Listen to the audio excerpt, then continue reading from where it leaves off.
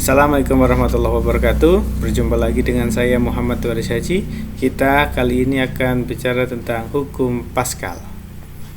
Apa yang dimaksud dengan hukum Pascal? Hukum Pascal adalah hukum yang ditemukan oleh Mr. Pascal yang dalam hal ini masih berkaitan dengan hidrostatik. Tekanan yang diberikan pada zat cair di dalam ruang tertutup diteruskan sama besar ke segala arah. Demikian yang dikatakan oleh Mr. Pascal. Dari rumus utamanya adalah P sama dengan F per A oleh Pascal. Kemudian dilanjutkan apabila ada dua bejana berhubungan dengan diameter berbeda, maka yang terjadi adalah tekanannya sama. P1 sama dengan P2. Karena P itu adalah F dibagi A, maka rumusnya bisa diubah menjadi seperti ini. F1 dibagi A1 sama dengan F2 dibagi A2. Kita lihat gambarannya bagaimana. Seperti ini. Ini ada sebuah silinder kecil, yang ini silinder besar. Taruhlah luas pertama adalah A1, diberikan gaya tekan F1, dan di seberang sana ada F2, gaya F2 dengan luasan yang lebih besar dengan A2. Ya, F2 itu diwakili oleh gambar mobil ini. Kita ambil contoh. Sebuah pesawat hidrolik memiliki diameter penghisap kecil 5 cm dan penghisap besar 20 cm.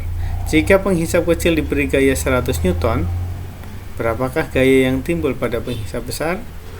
Kita aplikasikan, kita tulis dulu apa yang diketahui dari soal. Diameter 1 5 cm, F1 nya 100 Newton, diameter 2 20 cm.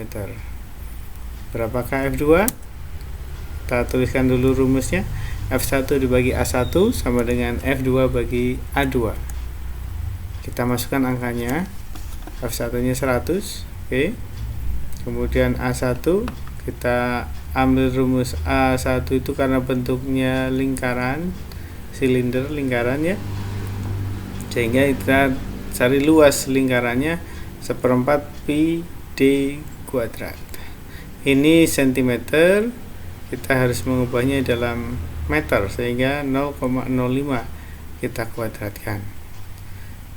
Seberang sana juga sama, 1/4 pi 0,2, 20 cm dibuat meter, 0,2 kuadrat. Kita teruskan.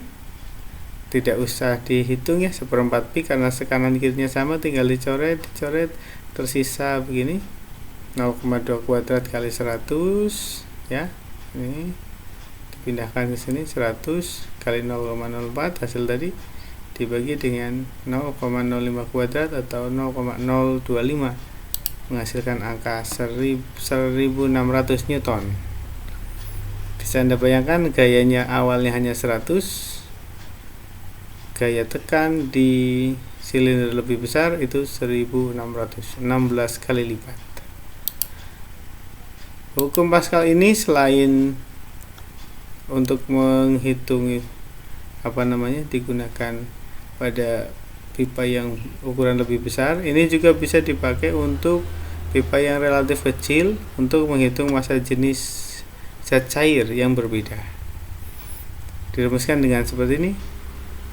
Rho A kali HA sama dengan Rho B kali HB. Apa yang disebut Rho A HA itu kita bisa lihat di sini. Ini HA, ini tingginya dari titik dasar yang kita ambil titik utamanya dulu, ini titik sama ratanya. Nah, dari sini kita sambungannya. HA itu adalah tinggi dari sini, cairan A. Kemudian ini HB atau di sini tulis minyak karena M itu pakai huruf M, minyak. Yang ini A tinggi air. Contohnya begini.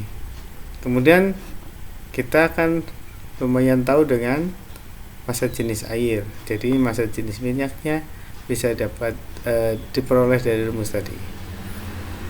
Kita lihat di contoh saja. Contohnya, sebuah pipa U, kaki kanan diisi air raksa dengan massa jenis 13.600 kg per meter kubik, sedangkan kaki kirinya diisi dengan cairan yang tidak bercampur dengan air raksa. Berapakah massa jenis cairan tersebut?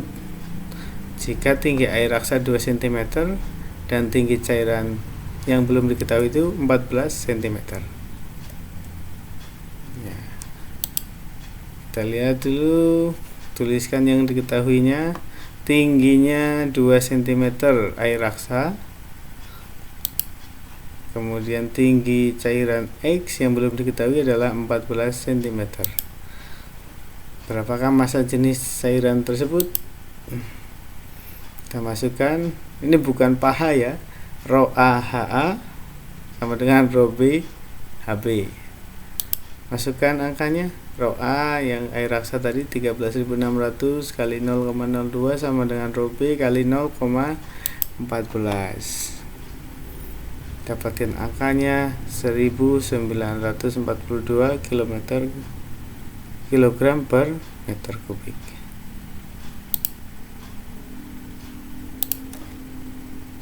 Terus apa sih manfaatnya dari hukum Pascal itu? Pemanfaatnya banyak. Anda bisa lihat di kehidupan sehari-hari. Kita lihat di otomotif, misalnya dongkrak hidrolik, pompa hidrolik pada cucian mobil, sering Anda lihat bukan? Kemudian mesin hidrolik pengangkat mobil, kemudian pengepres hidrolik, rem piringan hidrolik. Banyak sekali manfaatnya. Demikian, sampai jumpa lagi di materi yang berbeda. Assalamualaikum warahmatullahi wabarakatuh.